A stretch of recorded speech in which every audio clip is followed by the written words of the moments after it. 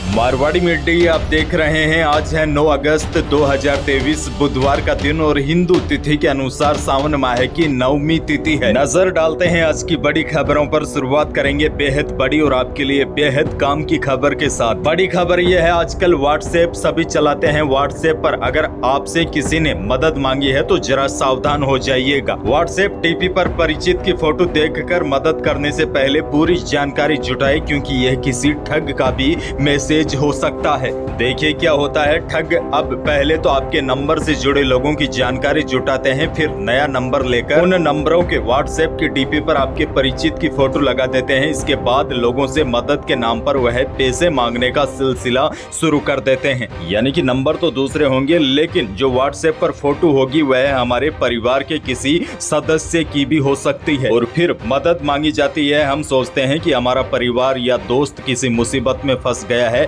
ऐसे में हम उनको यूपीआई के जरिए पेमेंट भी कर देते हैं। बाद में पता चलता है कि वह तो कोई ठग था। दरअसल ऐसे मामले आजकल कुछ ज्यादा ही बढ़ गए हैं। ऐसे में आपको सावधान रहने की आवश्यकता है।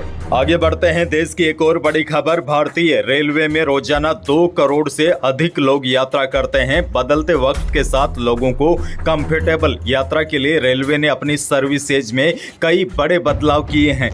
बड़ी खबर यह है, ऐसा ही एक बदलाव देश की premium superfast train Vande Bharat express में होने जा रहा है। दरअसल जल्द ही भारत में Vande Bharat express sleeper train चलेगी। आने वाले दिनों में विदेशी तर्ज पर इंडियन रेलवे का विकास होगा। बहरहाल आगे बढ़ते हैं, राजस्थान से बहुत बड़ी खबर। गहलोत सरकार का बड़ा फैसला, महिलाओं, लड़कियों और बच्चियों से छेड़छाड़ करने वालों को राजस्थान में अब सरकारी नौकरी नहीं मिलेगी। दरअसल छेड़छाड़ करने वाले लोगों के कैरेक्टर सर्टिफिकेट पर इसका उल्लेख किया जाएगा। सर्टिफिकेट खराब होते ही सरकारी नौकरी नहीं मिलेगी। सीएम गहलोत ने कानून व्यवस्था की बैठक में अफसरों को आदतन मनचलों के खिलाफ सख्त एक्शन लेने के भी आदेश दिए हैं। सीएम गहलोत ने कहा है कि स्कूल, कॉलेज और बाजारों में मनचलों पर निगरानी के लिए सिविल ड्रेस में पुलिस कर्मियों को लगाया जाएगा और जहां पर छेड़छाड़ करने वाले मनचलों की शिकायतें ज्यादा आ रही है, वहां पर मनचलों के खिलाफ एक बड़ा अभियान शुरू होगा। आगे बढ़ते हैं, राजस्थान से एक और बड़ी खबर। इंदिरा गांधी स्मार्टफोन योजना की तैयारियों को अंतिम रूप दे दिया गया है। कल से पहले चरण में लगभग 40 लाख महिलाओं को स्मार्टफोन देने का काम शुरू हो जाएगा। बीकानेर जिले की बात करूं तो यहां पर पहले चरण में लगभग 82,500 महिलाओं को स्मार्टफोन मिलेगा। जिला कलेक्टर भगवती प्रसाद कलाल ने सोमवार को गंगा शहर स्थित सीवर स्थल का जायजा लिया। इस योजना के तहत बाकी जिलों में भी कल इस योजना के पहले चरण की शुरुआत हो जाएगी। 10 अगस्त से महिलाओं को स्मार्टफोन मिलना शुरू हो जाएगा। इस दौरान चिरंजीवी परिवारों की सरकारी विद्यालयों में 9वीं से 12वीं कक्षा में अध्ययनरत छात्राओं, सरकारी उच्च शिक्षण संस्थानों में अध्ययनरत छात्राओं, विधवा, एकल नारी पेंशन प्राप्त कर रही महिला, महात्मा गांधी राष्ट्रीय ग्रामीण रोजगार गारंटी योजना के तहत 100 कार्य दिवस पूर्ण करने वाले परिवारों की महिला मुखिया को कल से स्मार्टफोन मिलना शुरू हो जाएगा।